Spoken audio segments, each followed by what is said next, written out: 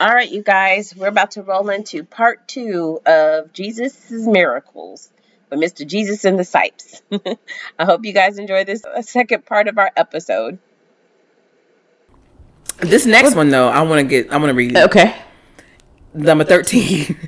Jesus cast demons into a herd of pigs. And the reason why I want to discuss this one, because this podcast is called Bibles by Blacks. And you know what I'm getting at. For our whole lives, we have heard that pork is unclean. And it is traced back to this miracle right here. So I'm going to go flip to it. Which one? Because this is in three. No, I'm saying this is covered in 3 texts. It's covered in Matthew, Mark, and Luke. I'm in Luke, so I'll stay in Luke. So I'll go to Luke. You gonna go to the Luke one? Yeah. Okay. I'll pull up. Let me pull up Matthew's version. Matthew occurs in Matthew 8:28. Okay. So this one is Luke 8. Excuse me, starting at verse 26. So, that was a good one. Okay. Again, here we go again with the possessions. Why did I choose this one? But I'm gonna talk about it anyway. It's fine. So, I'm gonna go really fast. So, it says they sailed to the region of Jerusalem, a lake in Galilee. Mm-hmm. Jesus stepped ashore. He was met by a demon-possessed man from the town. For a long time, this man had not worn clothes or lived in a house, but had lived in the tombs. So he was homeless. When he saw Jesus, he cried out and fell at his feet, shouting at the top of his voice, "What do you want with me, Jesus, Son of the Most High God? I beg you, don't torture me." For Jesus had commanded the impure spirits to come out of the man. Many times it had seized him, and though he was chained hand and foot and kept under guard, he had broken his chains and had been driven by the demon into solitary places. So he was bound. Jesus asked, "What is your name?" "Legion," he replied, because many demons had gone into him. And they begged Jesus repeatedly not to order them to go into the abyss. This is a lot. A large herd of pigs was feeding there on the hillside. The demons begged Jesus to let them go into the pigs, and he gave them permission. When the demons came out of the man, they went into the pigs, and the herd rushed down a steep bank into the lake and drowned. When those tending the pigs saw what had happened, they ran off and reported this into the town and countryside, and the people went out to see what had happened. When they came to Jesus, they found the man from whom the demons had gone out of, sitting at Jesus' feet, dressed and in his right mind, and they were afraid. Those who had seen it told the people how the demon-possessed man had been cured. Mm-hmm. Then all people of the region of the city had asked Jesus to leave them because they were overcome with fear. So he got in the boat and left. Wait a minute. Run that last part back. Then, there's still a little bit more. Then all the people of the region of Jerusalem asked Jesus to leave them because they were overcome with fear. Basically, the demons got free, and they're like, well, there's a lot going on. You put them in some pigs, they drowned. I don't like what I'm seeing here. I'm nervous. So the man from whom the demons had gone out of begged to go with him, but Jesus sent him away, saying, "Return home and tell how much God has done for you." So the man went away and told all over town how much Jesus had done for him. Mm-hmm. That's it. Okay. That's interesting. So people was like, hold up. Mm-hmm. This man that been suffering, that we know that's been chained up and because he's been possessed, we've been trying to rid him of this town or rid the town of him or get him cured or whatever. Now all of a sudden he's cured. There's a multitude of dead pigs that just washed up on the shore because they threw themselves, I guess, over the cliff or whatever, and they drowned. But I'm sure those pigs washed up. And so people are like, well, wait a minute. What is going on here? This too much. You said they was like, this too much? It's just too much. They scared. I was scared. Yeah. Honestly, first of all, I already told you I'm scared too. I'm scared in general about it. But to see all that, and if you know this is a guy who's been around your town, like Crazy Larry, whatever, you don't mess with Crazy Larry. And all of a sudden you come back and Crazy Larry is no longer crazy, and he got clothes on, and he's talking to you like in his right mind. Yeah. What? Yeah. How? I wonder if it's also kind of like they were like, if it was a sinful part of these people that were scared, like, wait a minute, if he's got power to do that, what else can he do? You know what I mean? Yeah. Like, what else could he do to us? What else could he command us to do? You know what I mean? Yeah. Like, could he take control of us? Could he command us to do things out? You know what I mean? Which is why he told a guy, go back and tell them. Yeah. This is a good thing. Now, and it's interesting how, because now at this point, this is the 16th miracle, 13th miracle, something like that. So word is spread. You've heard of Jesus of Nazareth, and you've heard of the miracles that he's been doing. All these other towns are like, oh my God, this is great. You've healed my child. You've healed You've fixed my, my paralyzed friend. The other one we skipped was the withered hand and all this other stuff. But then you get to this one town and they're like, no. We don't want no parts of this. We don't need all of this happening. They were like, it's too much. And I wonder if this is the point of turn, you know what I mean? Mm-hmm. Where people are like, the first like, oh, wine, yes, party on. Oh, this, yes, bring us more fish, great. And now you're casting out a multitude of demons. And that's where I have to interrupt really fast. Why there's so many doggone demons around this area? Listen, they've been around since the beginning of the time. That's the thing. With Canaan and Abel. They have, but is this like... I said Canaan and Abel.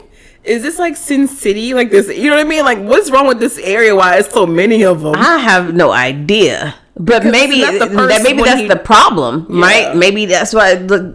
Or maybe they're there because, again, Jesus knows he has to do these miracles. You know what I mean? To show people so they get to believe. And maybe that's why they're running around. I'm telling you, when they were having their meeting before he went on his world tour with the disciples, they was like, we can skip Jerusalem's Jesus. He was like, why? No, we going down there. And they were like, no, I don't know if that's a good idea for us. It's a great idea. I'll tell you why. It's a bunch of possessions down there. It's going to put us on the map. I'm telling you, we have to go down there and cast everybody out. Who's with me? They're like, yeah, but what about, why can't we just make more collard greens grow? Or, I don't know. Bartholomew. Yeah. Get your mind off of food right now. Right. We have a bigger task. How about this? We're going to have a big old grand supper after all this is done. Okay. Let's do this. Yep. Good old supper. Right. Yeah. Jesus is like, oh yeah, I'm here for the supper. Oh yeah. We'll have wine as well. Yeah. That's terrible. I know, right? Judas. I know, right? He was well done. Wait now. But it's interesting that where am I? I'm in the Matthew's version, like you said, that says that its name was Legion because there's so many of them. This one said in this version it says it was just two possessed. It says he met two possessed with devils. In other words, it was more than just one man. I think it was two people that were possessed with devils. And it says, behold, they cried out. Either that or it's saying it was the one man had two devils in. I can't tell. But same thing. Like, what are you doing here? Have you come here to torment us in time? And that in this version, it says there was a good way off from them a herd of many swine feeding. Mm-hmm. And so the devils besought him, saying, if you cast us out, suffer us to go away into the herd of swine. So they asked, like, if you're going to make us leave these people, at least let us go into the herd of swine.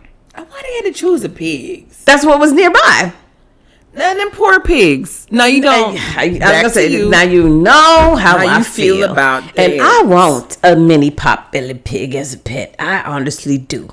My husband refused to let me have one. I'm glad your husband is refusing. I don't know. It's one of those things that they're so ugly that they're cute to me. I don't know. But they're loud. I don't care. You hear that all night? I don't care.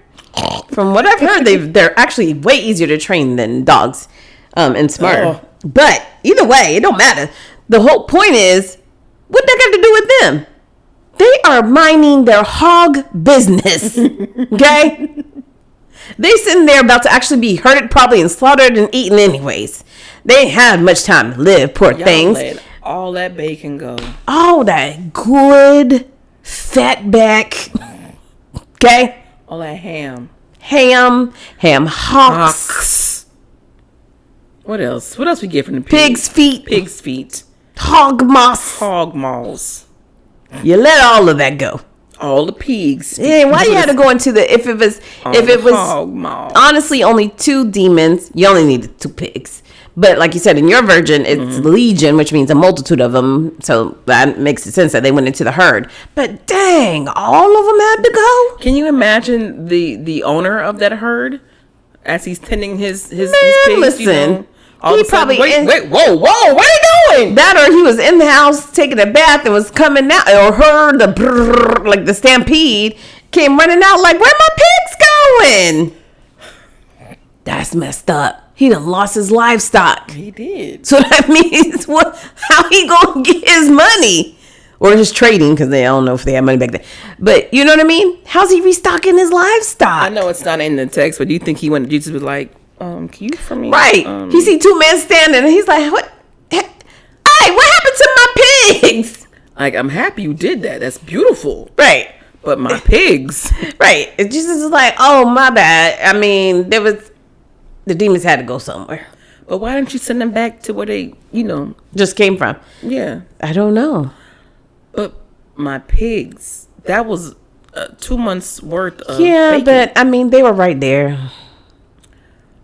But I would be so mad. Like, how do you talk to Again, this is Bible by Blacks, and y'all know we make this entertaining as much as we can. And so the funny part to me is the more and more we read these miracles, the more they also are like, how is this affecting the people in the town around the miracles?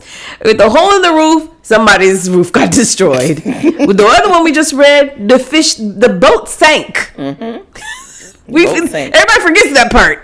There were so many fish that the boat sank. Somebody just lost part of their actual, livelihood or their business. Not even that. That's food that could have fed a couple of families in the area. I'm assuming everybody had to rush in and get the fish because I'm sure they ate it. But at the same time, the boat sank. Again, that's part of someone's business. And this one, the whole man's herd is now gone. So this goes back to what I was saying earlier when we read this miracle. Yeah. Why? I mean, I get why, but why are we holding on to this? We as in the people that pork is unclean. Yes. It was only this herd. It was this one herd. One herd of pigs. So what I was always told was not necessarily based off of this story. I mean, some people try to use that as the, quote unquote. But a lot of what I was told was, especially from the 5%ers, was that from the Old Testament when they said you shouldn't eat anything with hooves, any animals with hooves. That's where I always got because, pigs, hogs, swine have hooves. Yeah. But so do goats, I believe. And so that's what I was always told. That's why just because it says in the Old Testament you shouldn't eat that. But again, that question honestly comes up in the New Testament with Jesus, and that's when Jesus was like, everything that God made is good. Right. I dare you tell a Jamaican not to eat a goat. Man. And I'm saying that right now as I know. Second generation Jamaican. I dare you. Besides the 5%ers and Muslims, I don't know how many black people don't eat pigs. I don't know how y'all do it. I eat it. I like my bacon. I like my ham hock. Right now. Okay? Yeah. I mean, yes, everyone can argue it's not the healthiest. Blah, blah, blah, blah. Well, neither is chicken. As much as y'all like to eat it, it's not that healthy. It's pretty dirty. You would get sick off of chicken more than you would pig. Right. Like, what is it? Like, I never understood that argument. But cool. Moving on. And so after the herd of pigs, you have Jesus heals a woman in the crowd with the issue of the blood. Mm-hmm. That is the one where the lady is, let me touch the hem of his garment. That's not it. That's not that hem of the garment? Nope. Wait. Oh, no, that's number 21. Mm-hmm. Well, wait a minute. All right, hold on. Let me go to this one then. Maybe I don't know what this one is. It's really quick. If you go to the Matthew one, that's really quick. It's like 2 verses. Doggone it, I just lost it. Where'd it go? It's Matthew 9, 20 and 22. And I did say Matthew. I got Matthew 20 to 22. Mm-hmm. Okay, hold on. Why is this thing resetting? Speaking of bacon, it made me hungry. I'm sorry. It's okay. So you said Matthew 9? Yes. Sorry.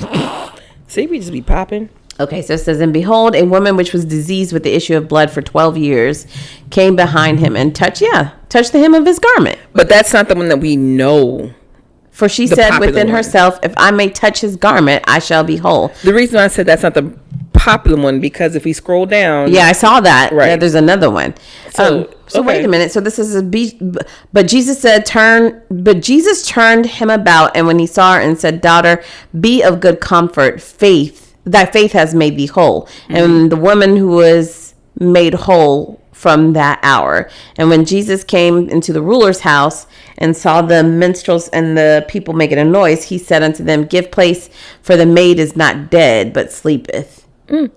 And they laughed him to scorn. But when the people were put forth, he went in and took her by the hand, and the maid arose. And the fame hereof went abroad into all that land. So wait a minute, is this two miracles in one? Was this one? So the woman touched his garment, but he was on his way to another house to bring this woman back to life? It's two different ones. So, okay, basically she was healed by touching his garment. We can say that. But what I'm saying is the one that we always hear about is further down. I hear you. Yeah. Oh, okay. But yeah, this was actually 2 in 1. When you scroll back up to Matthew 18, it starts off, while he spake these things unto them, behold, a certain ruler came and worshipped Jairus, him, saying, my daughter is even now dead. Jairus. Okay. But come and lay thy hand upon her, and she shall live. Right. And Jesus arose and followed him, and so did his disciples. And behold, a woman which was diseased with the issue of blood came behind him. Okay. Yeah. So there was a man. I'm sorry, I should laugh, but this sounds a little bit comical to me. A man done approached, like he looking for him, because he like, my daughter dead. I already know that you healed that other man's son with a fever. Da da da da. So now I'm gonna come and find you, and I need you to come and heal my daughter. She's dead. Like, I need you to bring her back to life. So let me stop you really quick. Jairus sounds so Jamaican. Well, he was one of the rulers of a synagogue, so he's an important guy. Okay. I just Googled it. Yeah. So I don't see that name Jairus. Where do you see that name in number 15. Where do you see number 15? In the list of miracles? Oh, you're talking about list of miracles. Yeah. I was just reading the actual scripture. It doesn't say his name in the scripture. It doesn't say it at all, because according to this, in 18, it doesn't. Okay. Let me look. Let me see. Because it's there. It's in a lot. You're in Matthew. I'm gonna Matthew 9 verse 20 to 22. All right, I'm gonna go. I'm still in Luke, so I'll go here. So Luke. So in other words, Luke is giving the details. Luke gives his name. Luke. Yeah, there it goes. It says Jairus, a synagogue leader, came and fell at Jesus' feet, pleading with him to come to his house because his only daughter. Oh, he's a girl, Dad. A girl about 12. And I remember this story specifically because I remember seeing this or reading this. Okay. Yeah. So she was like in bed. Yeah. So yeah, he went and healed her really quick. Mm-hmm. And then like you said, he was going there and somebody's like, oh, phew, right. He said, he touched me. It says it. He said, oh yeah. And see, and this is what I appreciate about Luke. I told you, Luke, it was black. Whoever wrote Luke was black, because he be giving all the details. He's like, I don't care. We gonna tell everything. Whereas, as y'all just heard me read from Matthew, it's more of a summary. Yeah. A man was looking for Jesus because his daughter is dead. Yeah. Jesus arose to go follow him, to go bring his daughter back alive, and just along the way, some woman who had a blood disease touched his garment and was healed. This. It says, as Jesus was on his way, the crowds almost crushed him, so he's being swarmed. And then the woman who was there had been subject to bleeding for 12 years. No one could heal her. She came up behind him and touched the edge of his cloak, and immediately her bleeding stopped. I don't want to know where she's bleeding from. We're going to leave that to our imaginations. He said, who touched me? When they all denied it, I don't know who the they is. I guess they is in his Cipes. Or the crowd. People, yeah. Peter says, Master, the people are crowding and pressing against you. So Peter trying to be all like logical. Yeah, like how do you, everybody. He was like, what do you mean? It's everyone touching you. We can't, there's no way we can tell who it was. Right. But Jesus said, someone touched me. I know that power has gone out from me. That's deep. Then the woman who seeing that she could not go unnoticed came trembling and fell at his feet in the presence of all the people. She told why she had touched him and how she had been instantly healed. And he said to her, daughter, your faith has healed you. Go in peace. And that's when Jairus was like, wait a minute. He said, someone came from the house of Jairus. Your daughter is dead. Don't bother the teacher anymore. So he was like, Oh no. Right. So Jesus said to Jairus, don't be afraid, just believe and she will be healed. That's a lot. So I would be mad. If I was Jairus, I'd be mad because you are slowing up my progress and my baby by touching his garment like Well, that. it ain't even just her though, it's the crowd. Right. Like he's trying to move through the crowd to her to follow him to get to the daughter. Right. But again, now at this point, because this is miracle number, what number are we on right now? 15. 14 and 15. So this is miracle number 14. Word is spreading. Okay. So now everybody, kind of like we was talking about with the hole in the roof, everybody's trying to get it. Everybody trying to get in. I don't care if you're missing the big toe, the man with the withered hand, the guy who's paralyzed, the people with the demons, the people who's possessed, people who is broke. Everybody laid with the blood disease, people whose kids is dying, spouses dying, uncles, cousins, everybody.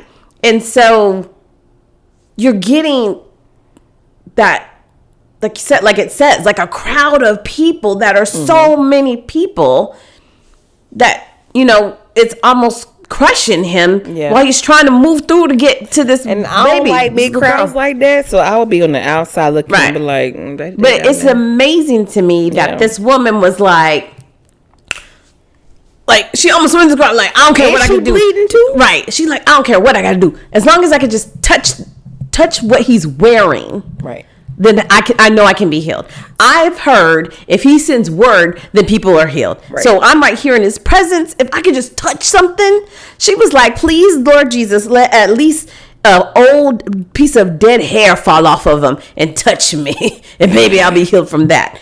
And some people probably were like, all I need to do is breathe his breath on me and then I'll be healed. So at this point, people, and it's touching to me that lady was like, I am that desperate. I don't care. Yeah. I don't care if I even just get a piece of his chipped toenail, something. I'm gonna get something to get healed. Touch his hair like little strain of hair. Something. Yeah. So she's like, if I can get, I don't care if he sneezes and some snot hits me, something from this man is going to heal me.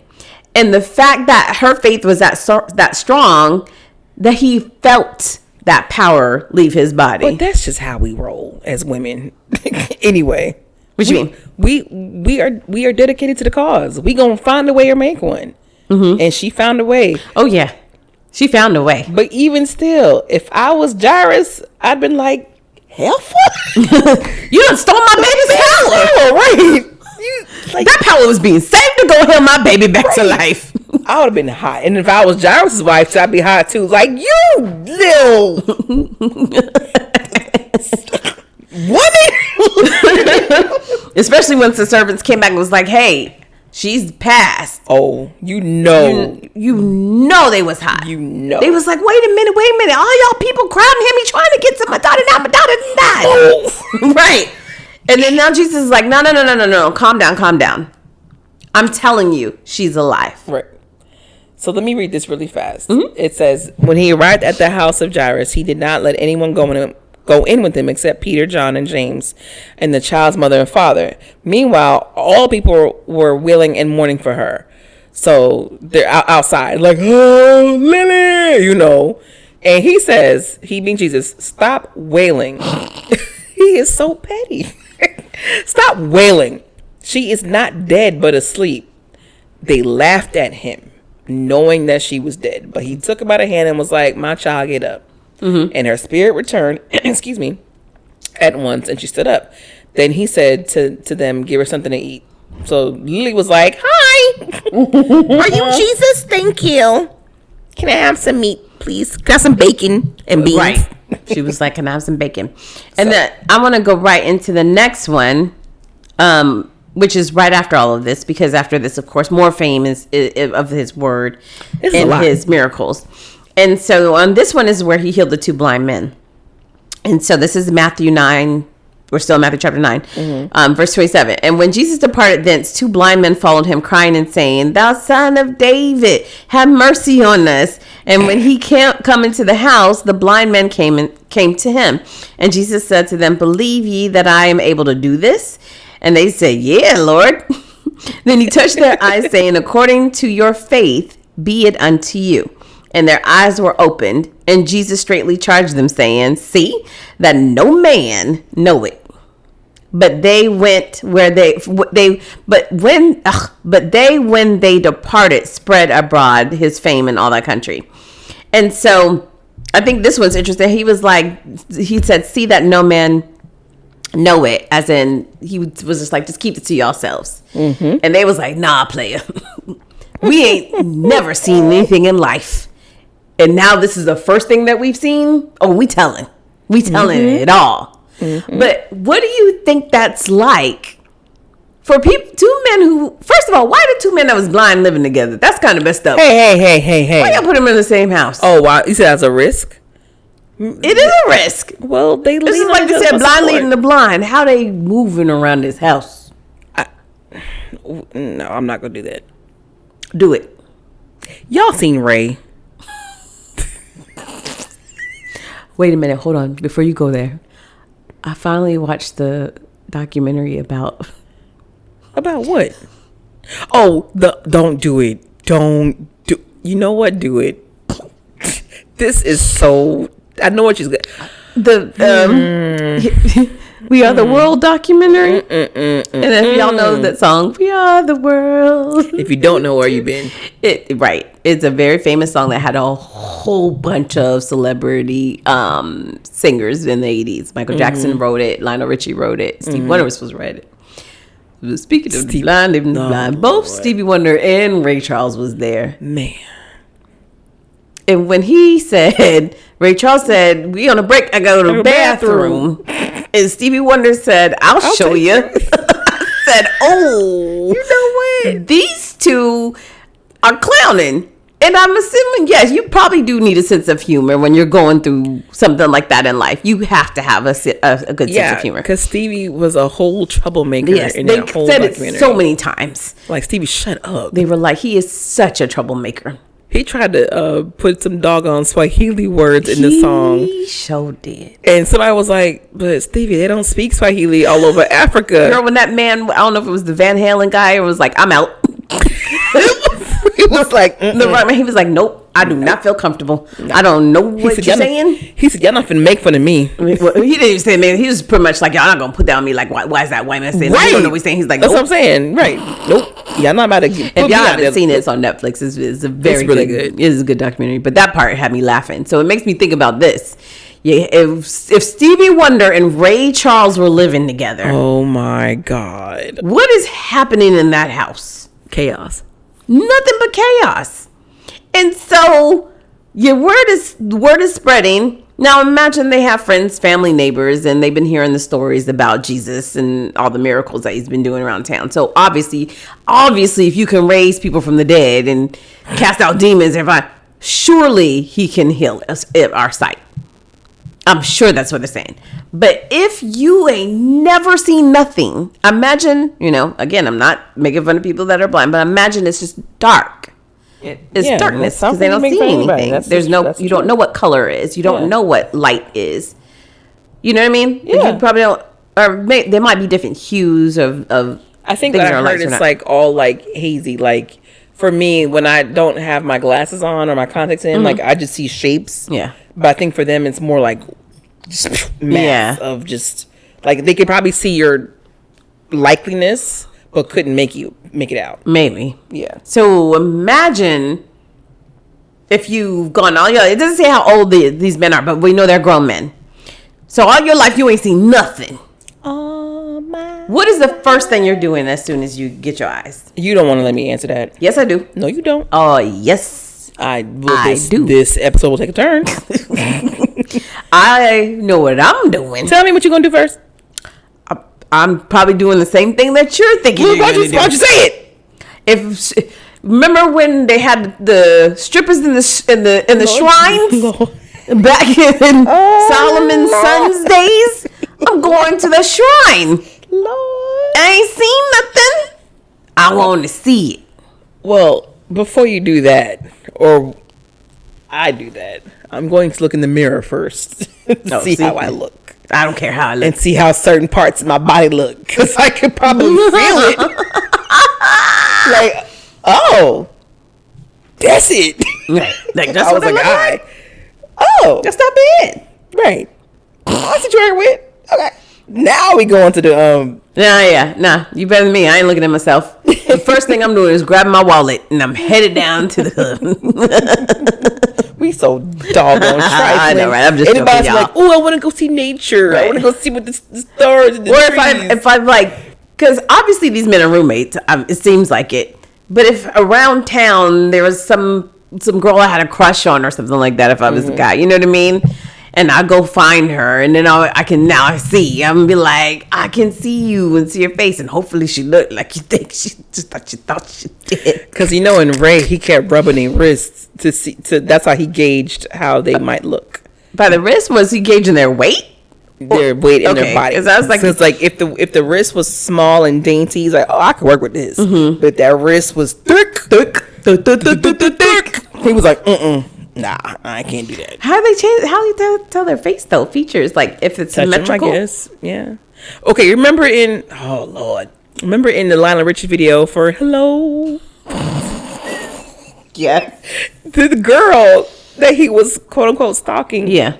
Was blind. You don't know that until The end of the video. But she made a bust of Lionel Richie's face. Yeah. And he was like, I don't know how the hell you did that because you haven't seen me. But she said something, I forgot, but she was touching his face, his features. Yeah.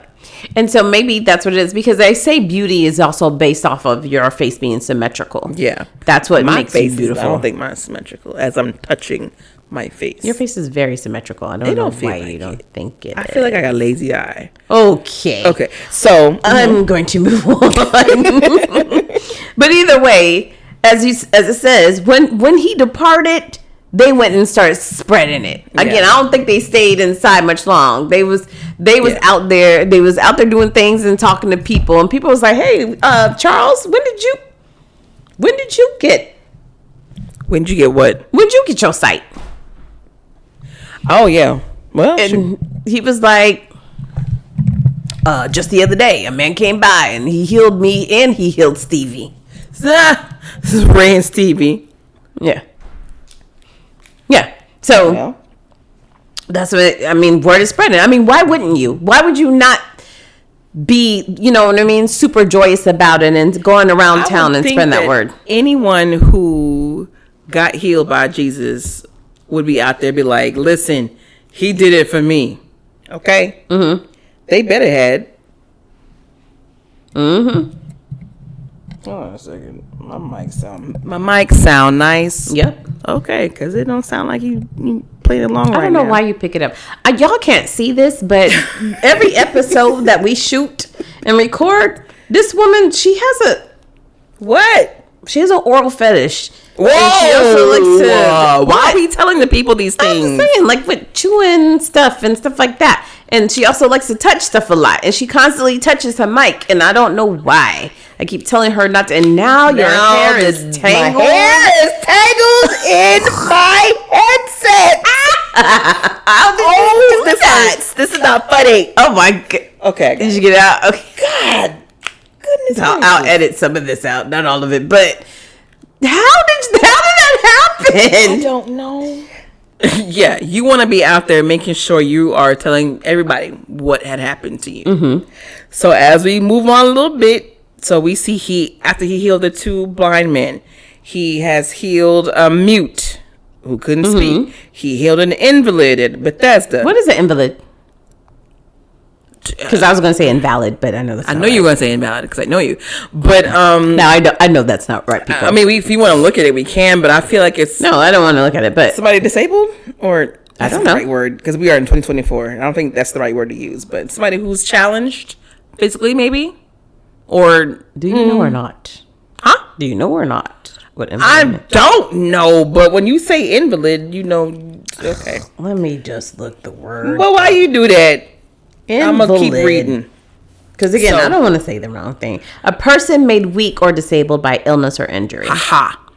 I did say the word disabled. You sure did, ma'am. Okay. And you are absolutely correct. Ding, ding, ding.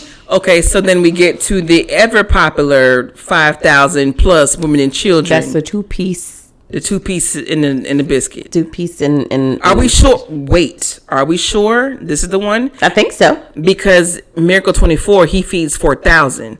But no, because on that one, there was specifically 5,000 people. Okay. So I think that's the two-piece fish where we said Philip was panicking because he was like, people's hungry. Right. I don't know what to do. Right. So we don't have to get into that because we already did. So we go on to Jesus walks on water. Yes. We all know that one. Well, I want to cover that one. The walk on water one? Yes. All right, let's go. So that is covered in Matthew, Mark, and John. John, yeah. So I'm gonna go to John, because we haven't really.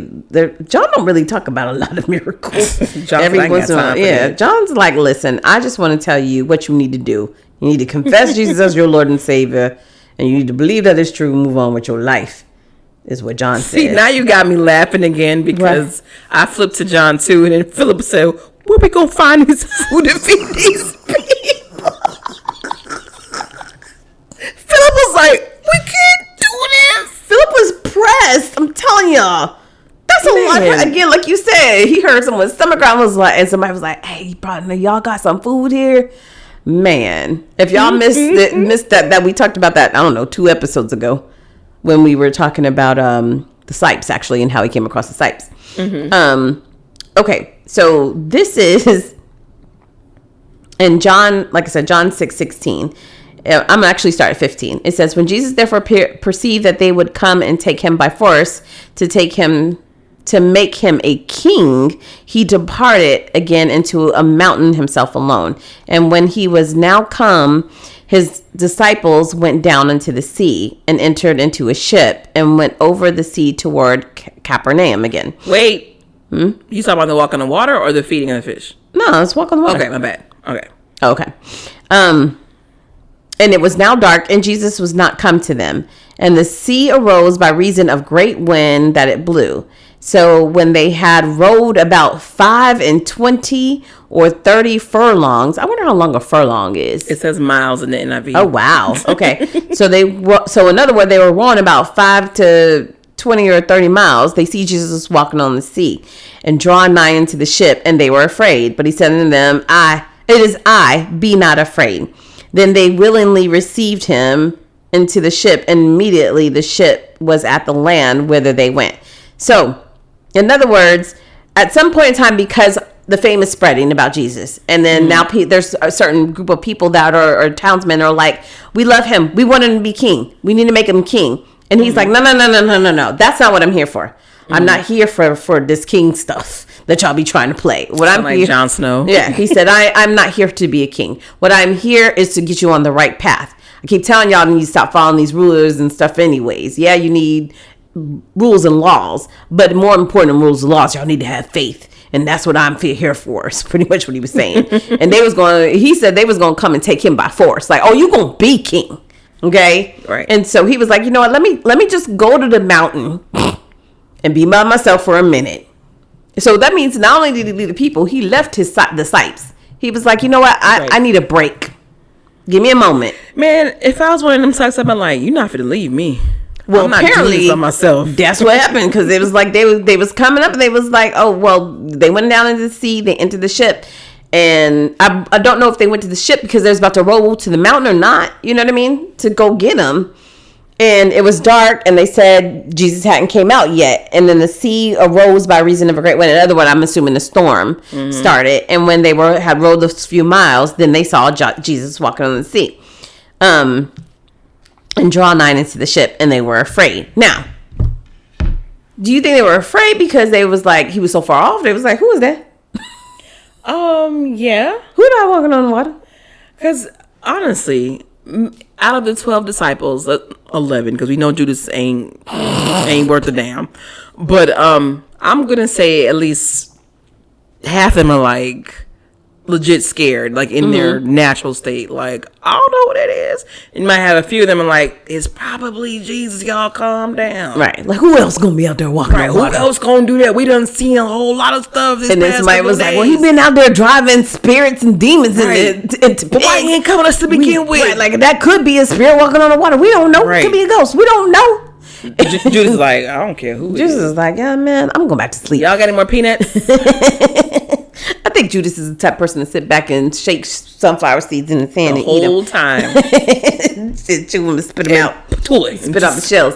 But at the same time, Jesus is probably like, hey, y'all calm down. Yeah. It's me.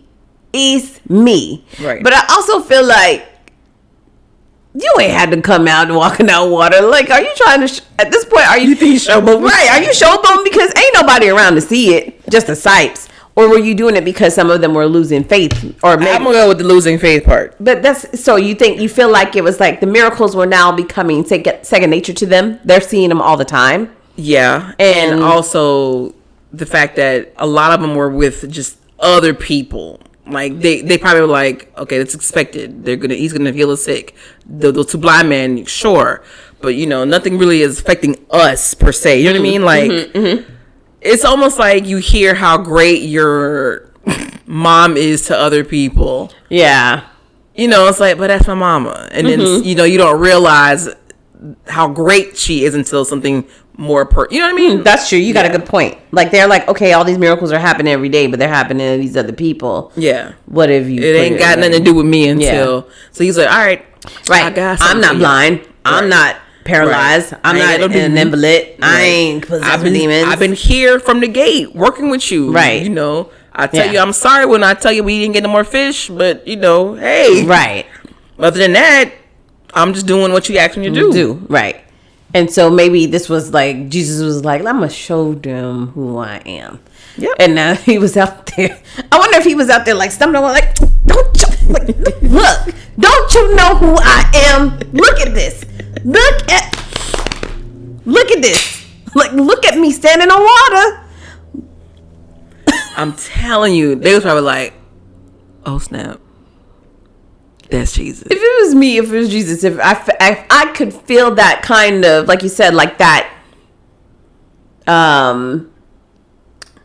vibe coming from the Cipes. Like, oh, shoot. I got to do something because they might be starting to lose a little bit of faith. But at the same time, I'd be frustrated. Like, how y'all losing faith? Y'all don't keep seeing me doing all this stuff. Like, you see me do this. You know who I am. I probably would. I would honestly stomp on the water. I would splash away. And upset the fish beneath you. I don't care. I'm out there. I would be kicking and splashing. Like, look, y'all don't believe who I am? You don't believe? Have you ever seen somebody walk on water? Have you seen that? Have you ever seen that? Look, I'm not sinking. Have you ever seen anybody do that ever before? Then fish probably like, if he don't stop stomping on my ceiling right now, like, I get it. I've never doubted you. Right. But please. Probably. But I would be like, look, now do you believe me? Now you believe me? You ever seen that before? No. You ain't seen He's like, how you like me now? Right. Like, I'd be like, doggone, what do I have to do? What do I have to do? Okay, so keep going, because I didn't know this part. I just kind of glanced at something, but keep going in that? Yeah. In that section? Uh-huh. After you said being afraid, you go to the next one. The day following, when the people stood on the other side of the sea. Oh, well, yeah, because I did want to. Did you catch that last part though? Once he got on the ship, they were immediately at the land, whether they went. Yeah. Like. Yeah. At this point, again, he had to stop on water for y'all to get your spirit shocked. Yeah. Like, hello. And then he was like, you know what? Not only am I gonna do this, let me show them something else. Soon as he got in the boat, it's now on the land where we're supposed to be at. We are at the shore. He said, beam me up, Scotty. Let me show y'all how I can go from point 1 to point 2 in the matter of seconds.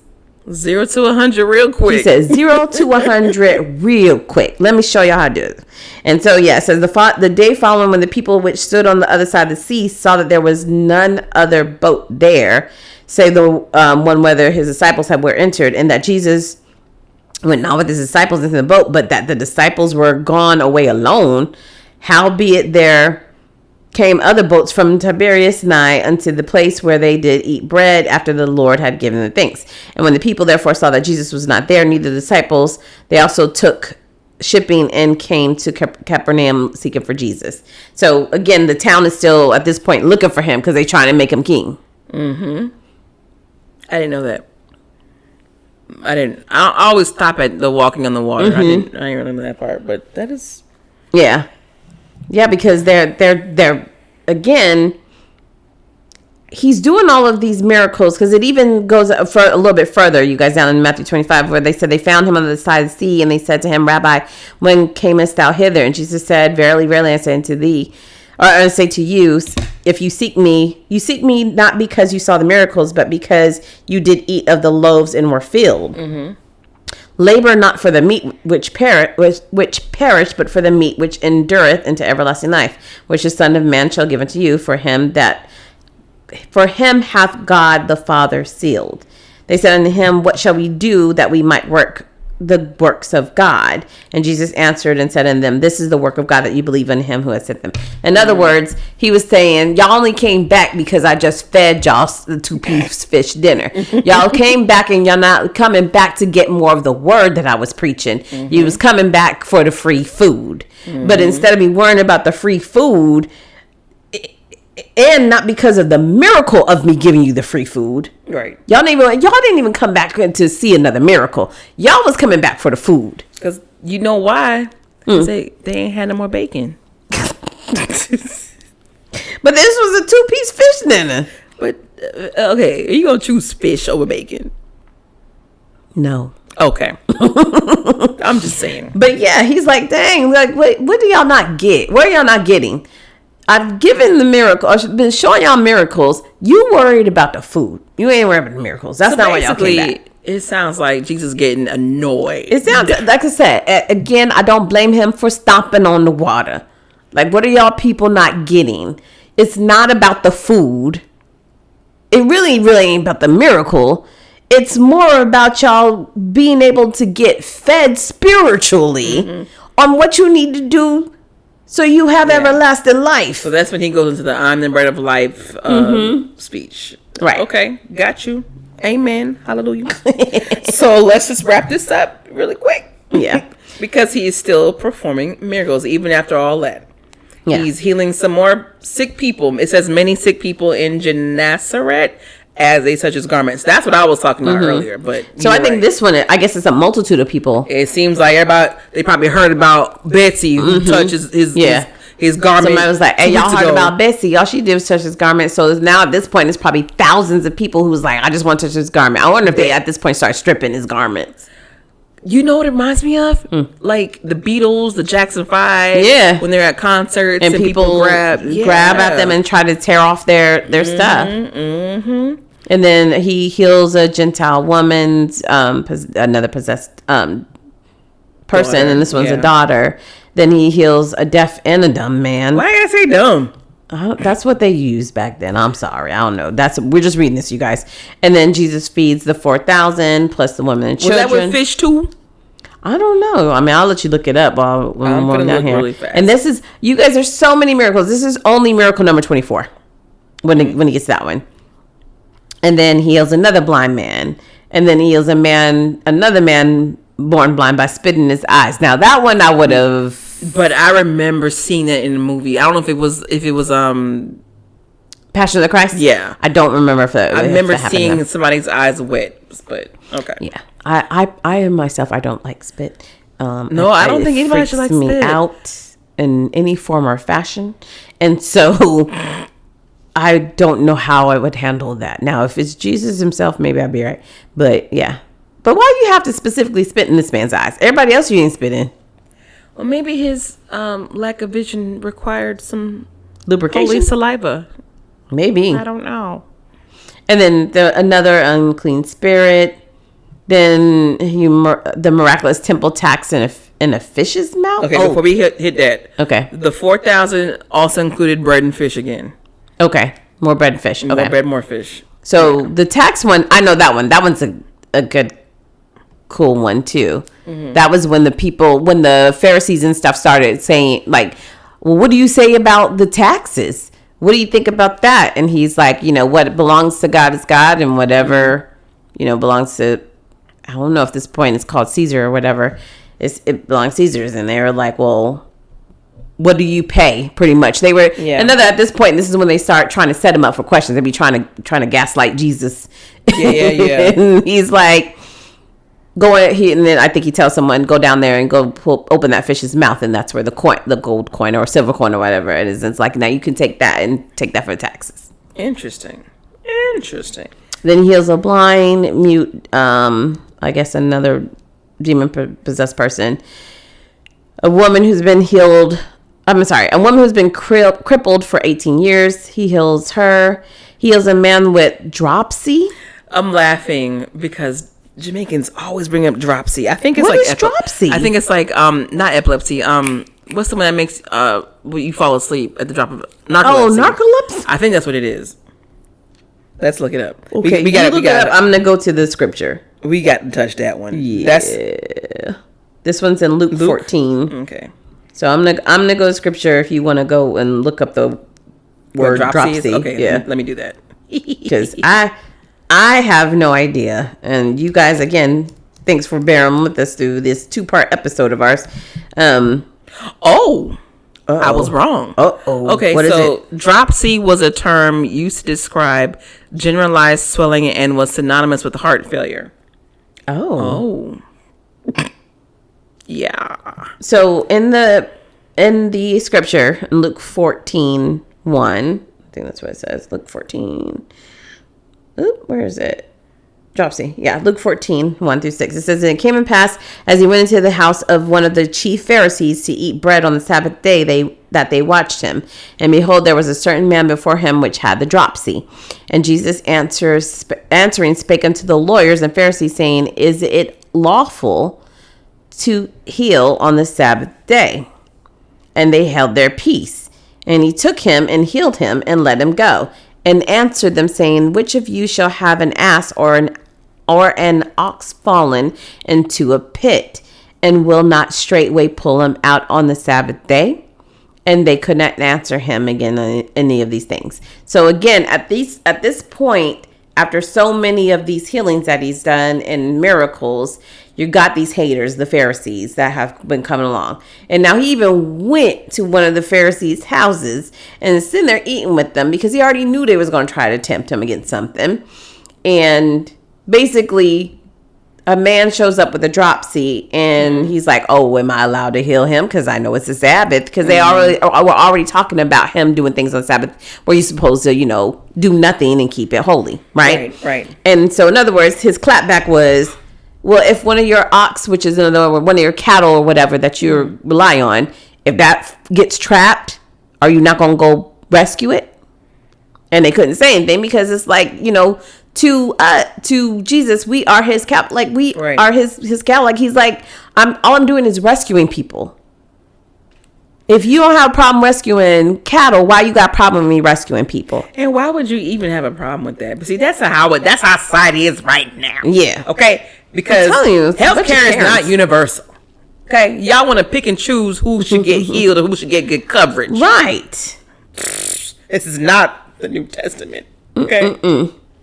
And so, but that's the sad part is like we were talking about with the hole in the roof, because that's when they started contemplating the whole, like, well, who is this man? What are you doing telling people they can be forgiven of sins? And what are you doing healing people and doing things on the Sabbath? And what are you doing saying that you have this power? Da, da, da, da. And then after that one, it goes into, he cleanses the 10 lepers on the way to Jerusalem.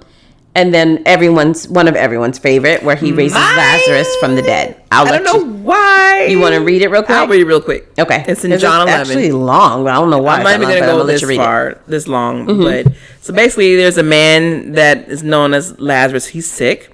He's from the town of Bethany, the village of Mary and her sister Martha. I think that's why I like it, because it's Mary and Martha's peoples. And it's their brother Lazarus now lay sick, and Mary was the same one who poured perfume on the Lord and wiped his feet with her hair.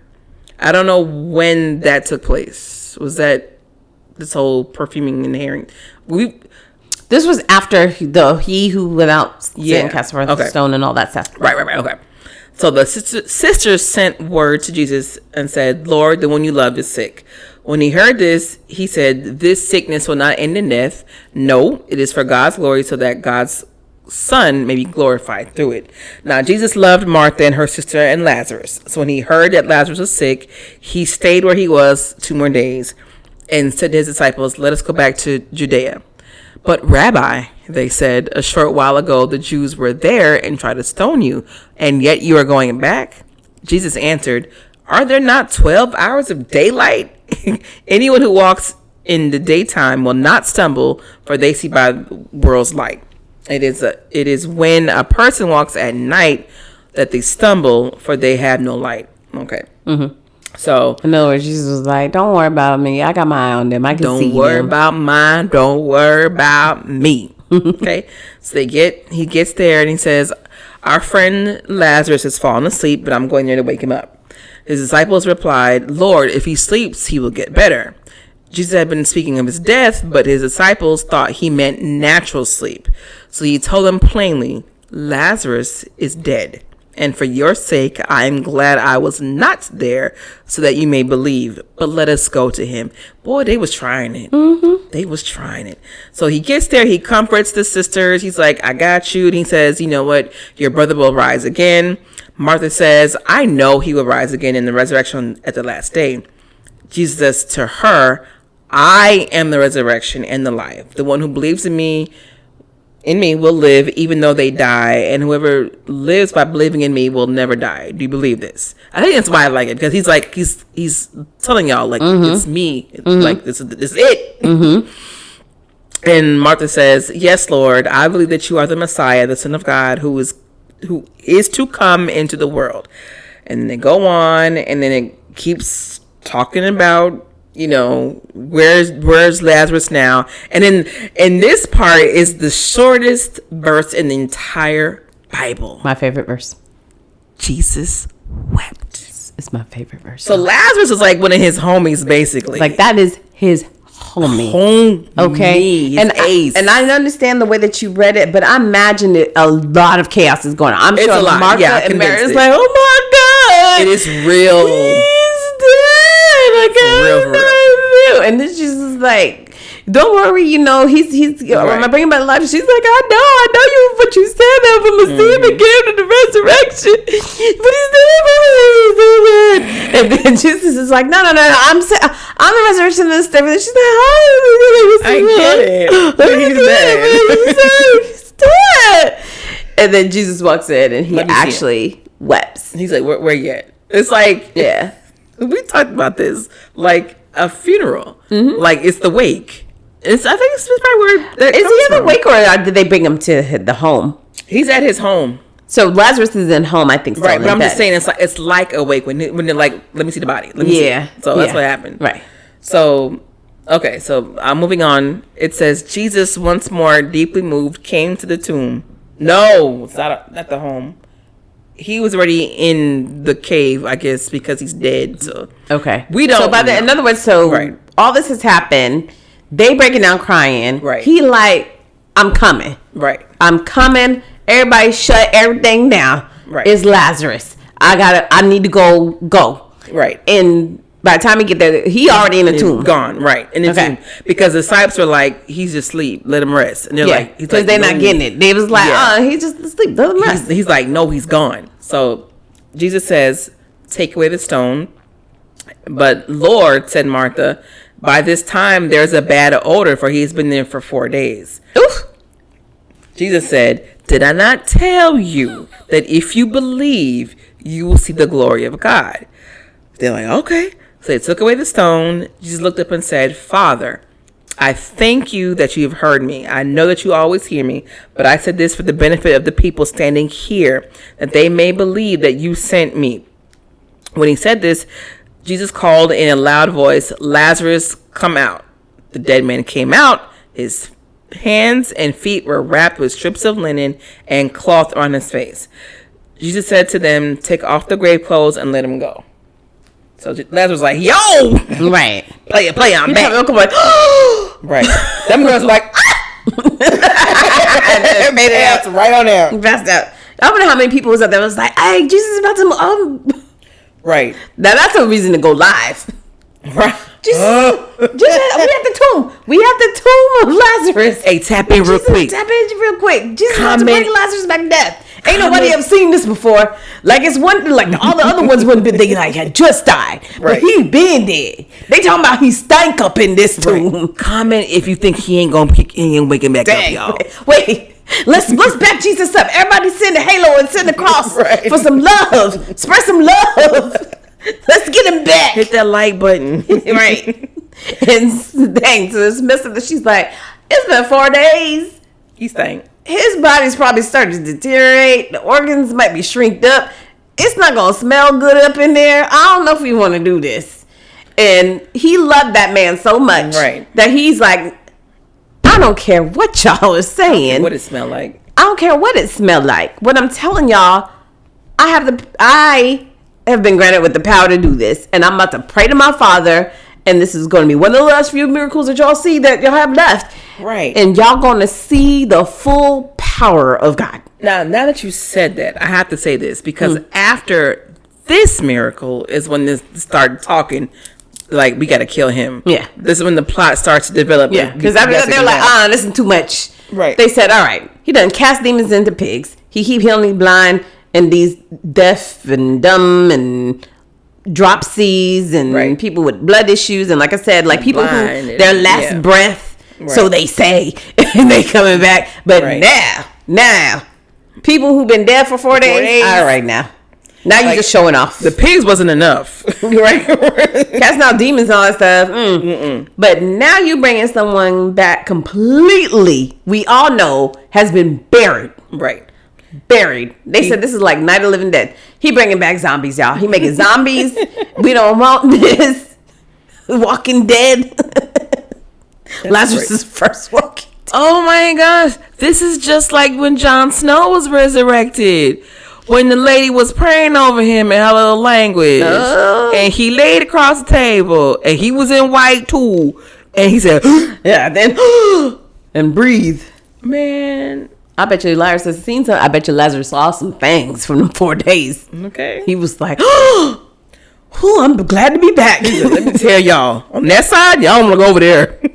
He was like, I've seen some things. But I think it's interesting that, like you said, the love that he had for him, and like I was saying earlier, and that, like you said, he wept. He didn't have a personal connection to all the other people that he'd been doing the healings for. I mean, he did because it's Jesus. He's connected to all of us. But, it wasn't that deep personal connection. When it came to Lazarus, he loved that man. Just like he had love for his disciples, his family, and everybody else. And he loves us, I believe, that much as well. So much that he wept. And was before he, did the miracle, like he wept and he was like, okay, get it. I wonder if he's talking so like get it together. Because go ahead, shed your little tears. And why you're saying be that, strong, man, it's okay to cry. Man, it is definitely okay. Because Jesus wept. If Jesus, who has the power to heal you, wept, you can cry. So it's okay. Let's I will say this though, it makes me watching females cry. Females cry it don't move me. I don't know why, and neither do kids. But when I see a grown man cry, I get super emotional. I'm like, oh no, I'm so sorry. Because society wants them to be all tough and made of stone, but we're all human. We are. And again, and I like that. That's another reason why I think a lot of people like that story. It shows more of a human side of Jesus. We know he was great. We know he's a prophet. We know he's the son of God. We know he is the living word. Without him, we wouldn't be Christians, right? Hallelujah. But it does show that human connection side of him, that he cared so much for someone that he wept and had an emotional feeling to it all. Yep. And especially, and I think some of it had to deal with not just his own emotion, but for when people lose loved ones, how it was affecting Martha and Mary as well. like seeing them go through that hurt and that pain of people that he also loved and cared for. That's a lot. That is a lot. That's a lot to deal with. And at this point in his journey, he's like, these people still don't get it. Right. I done lost my homie. I'm tired. Like, I've been doing all these miracles. And just to wrap up the miracles real quick. So this was technically, I guess, miracle 33 because there's still a few more to go. Miracle 33 out of 37. But in John, it stops right here and they start to do the plot. But we can just go back over to read the rest of the miracles. Yeah. So we've got where he restored the sight to Bartimaeus and Jericho, the withered fig tree. And that's where the, if you have faith in the size of a mustard seed. Oh, that's where that comes from. Ciao. And then I did want to read this one as the final one, so I'll go back to that. But the other last one, the second miraculous catch of fish at the Sea of Tiberias. But before that one is that's the last one. The last one was the one I just read. Yeah. The second miraculous catch of fish. Oh, it's fish. Right. Well, apparently this is some very fisherman towns. But the one I want to read last, which is the second to last miracle, where Jesus healed the servant's severed ear while he was being arrested. And that happens in Luke 22:50. And the reason why I want to read this one is because it always struck me interest. I don't know. Am I saying the right word? Struck you with interest? Yeah. Sure. Because, let's see, Luke 22, I think it said 1, right? 22:50. Luke 22:50. Oh, Lord. I'm all the way. Luke 22. 22:50. Verse 50. Woo, Luke got some long verses. This is pretty much right after Judas betrays Jesus. So this is past the Last Supper and the night that when he knows that he's going to be betrayed. Mm-hmm. And I'm going to scroll up just a little bit when it says that he's talking about, pray ye not into temptation. Mm-hmm. He was withdrawn from them about a stone's cast of knees and kneeled down and pray, saying, Father, if thou be willing, remove this cup from me. Nevertheless, not my will, but thy will be done. And there appeared an angel unto him from heaven, strengthening him. And being in an agony, he prayed more earnestly, and his sweat was as it were great drops of blood falling down into the ground. And when he rose up from prayer and came to the disciples, they found him sleeping for sorrow, and said to him, Why sleep ye? Rise and pray, lest ye enter into temptation. And so, in other words, he was like, what y'all doing sleeping? I'm over here sweating blood, and y'all over there sleeping. And then it says, while he was speaking, behold, a multitude, and he that was called Judas, one of the 12, went before them and drew near and unto Jesus and kissed him. But Jesus said unto him, Judas, betrayest thou the Son of Man with a kiss? When they which were about him saw what would follow, they said unto him, Lord, shall we smite thee with the sword? So they ready at this point, because he already kept telling them when the crows things and all that stuff happens, someone's going to betray me with the kiss. And they're like, what? No. Remember, because they were like, no, we never. Who would do that? Who? Judas. Say less. And so when Judas shows up and does that, they're like, oh, no, he didn't. And they ready. They ready, especially Simon Peter. They drawn the sword. They were like, say the word. Say the word. We will take not only him out, but this whole multitude is about to die. They will ride or die. And so, train to go. They were so ready that when they drew the swords, one of them smote one of the servants of the high priest and cut off his right ear. So as the people was trying to approach and pretty much arrest Jesus, they were like, not my Jesus. Now you ain't taking him nowhere. They was like, y'all not going to take him nowhere. Get through us if you want to. And as the people was approaching, because that's the definition of a rider. They was riding. They was like, we willing to die for this man. Okay, and they had them swords, and somebody stepped wrong, and they said, shoot, and sliced the ear. I imagine this man's like, I'm just a servant. He's like, I'm just a servant. I'm just doing what I was told to do. His whole right ear was cut off. And then Jesus answered and said, suffer ye thus far. And he touched his ear and healed him.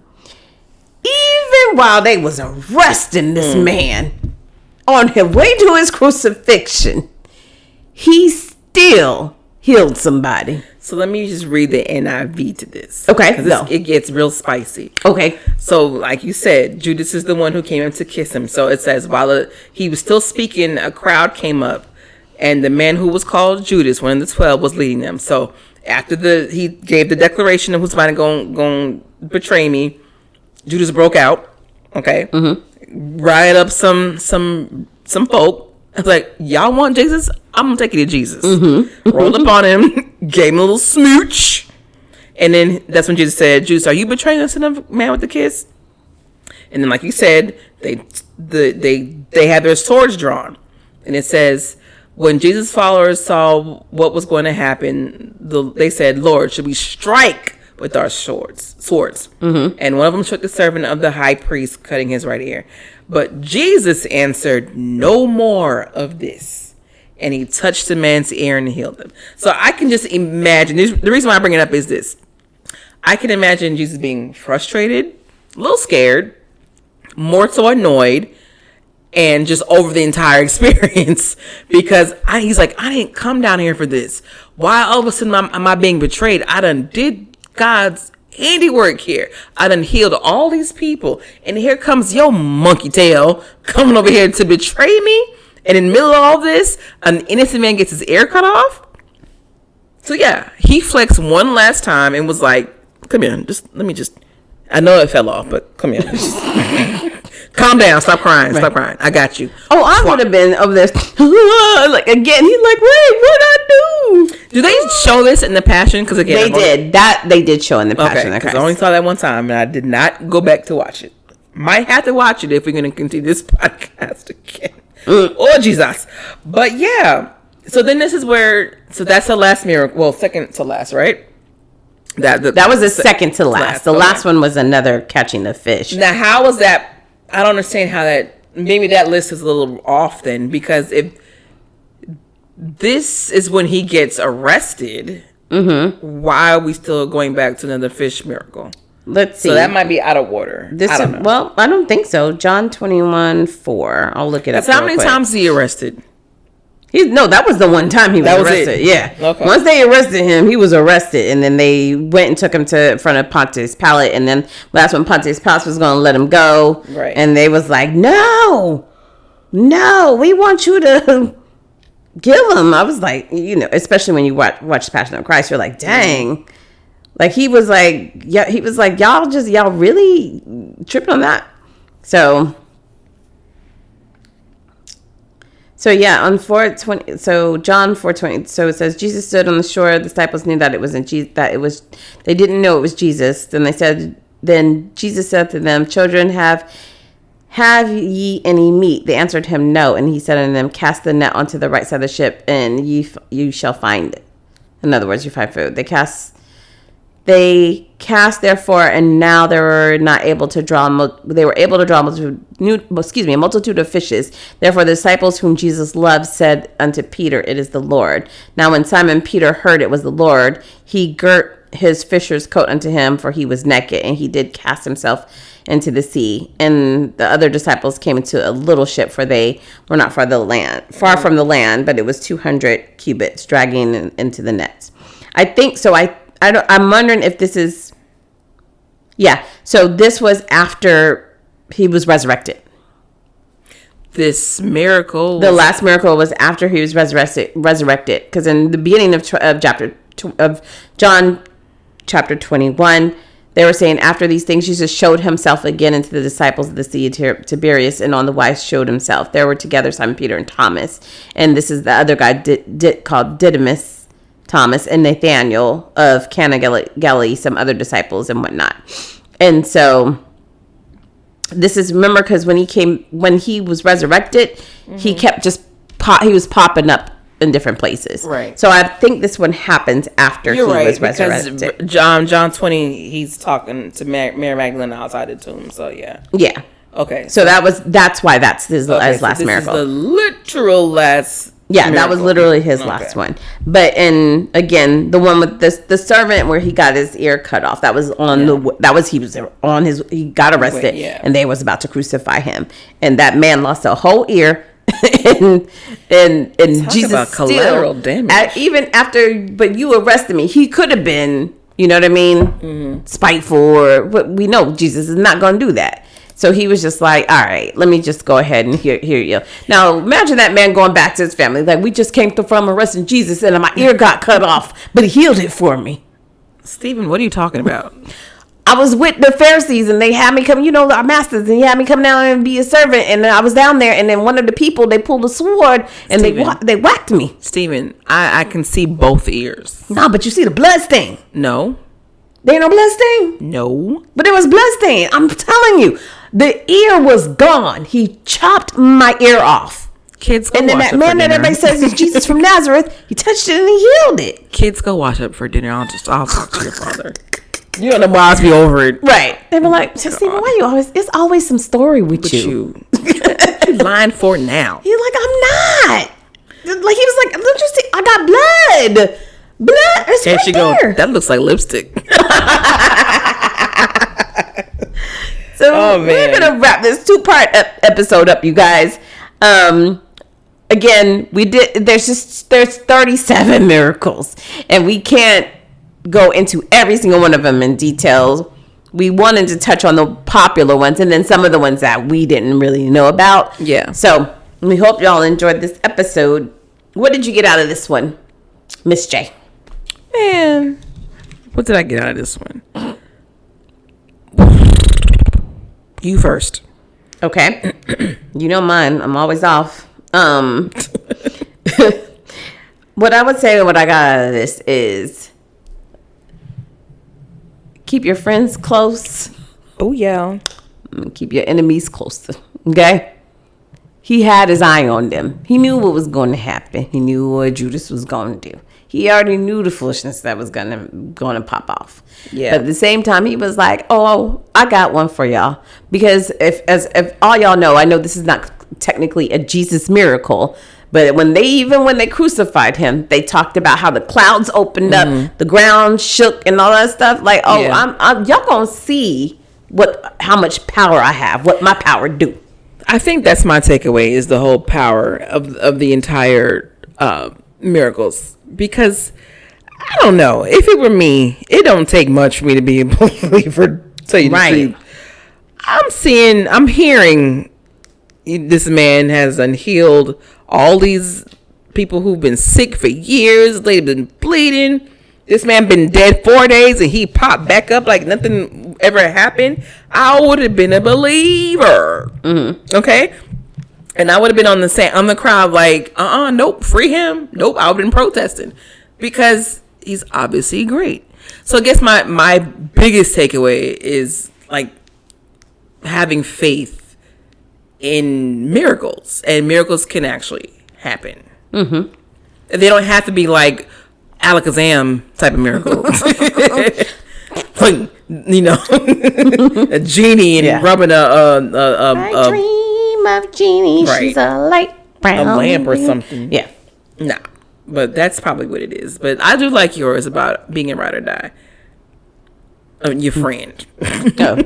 Oh, right. Yeah. Be a ride or die of your friend, but you got to keep your enemies close. Yes, that. Keep friends close, but keep your enemies closer because, you got to keep an eye on them because you have to watch how people move. And I think that's what Jesus was doing. He was like, oh, okay, not even only with Judas, with the Pharisees, like on that one miracle we talked about. He went to their house. Right. He was like, I'll come break bread with you. Why not? Mm-hmm. I ain't got nothing to hide. Oh, can I not heal this man because it's Sabbath? Would you not go and rescue one of your oxen? Hey, why would you not want a healing to take place? That also bothers me too. Like, you know what I mean? Like, why would y'all stop him from being a good person? Because again, I think on top of people being haters, it was like we talked about, I think on the Hole in the Roof episode or maybe before when it was like, I think people wanted to keep people like bound underneath, you know what I mean? Underneath something and underneath their rules. It's like how it is now. Yeah. Like, oh, no, you can't do that. It's this, that. Like they wanted to keep something They wanted to hold something over the people. Yeah. Oh, you can't do that. It's a Sabbath. Oh, no, you're not allowed to do that because oh, you can't do that. Blah, blah, blah. Oh, Yeah. you know, and this, that, and the other. And oh, you got to run me your taxes. You got to do this. It's like you wanted to have so much control over people. Mm-hmm. And I think Jesus was coming in and tearing it up, like breaking it down. Like, nah, man, that's not what God is about. Y'all have took the love of God and some of the correction that he gave to our people historically because they was off and made him this big old fearful, terrifying monster, I guess. And people like, oh, you do that, you're going to get smite to death. Smoochy. Right. And it's like, God is love. He is here actually to love you guys. Y'all just couldn't get right. And you couldn't get right because you allowed sin into this earth. But now those of you who are in charge, instead of doing the right thing, because the people who are in charge are not the priests and the prophets that were supposed to be, you've now come onto these rulers and kings and all this stuff who are trying to make rules, but they want to also incorporate some of the old rules to hold over you to keep you, you know what I mean, right, under their thumb. And it's like, what y'all doing? God is love. Y'all know y'all was doing wrong, but even I like the fact that Jesus was so wise that he would flip it on him. Like he would flip the script all the time. With the parables, with the miracles. And like, it was like, hey, what y'all say to this? Can I do that?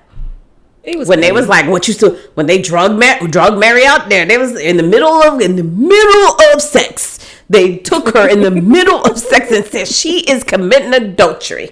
What you gonna do? He was petty. I'm sorry. And he was, but in a good way. They said he was down there drawn in the dirt and said, didn't even turn around and look at them. He just said he was out sin, cast the first stone. So after this episode, we're going to get into Passover, Easter-ish. I think so. Yeah. Yeah. I think we would be rolling into that. Then we're getting to the sad parts. Yeah. Not really. Not necessarily like, but that's, I mean, if you watch The Passion of Christ, you can be like, but I think we're probably going to have to. Yeah. Ooh, we still didn't see the book, Clarence. Shh, quiet. Nobody say anything about it. But then we do. Either way, we hope y'all enjoyed this 2-part episode. And again, give us that feedback. I mean, honestly, we're getting towards almost the end.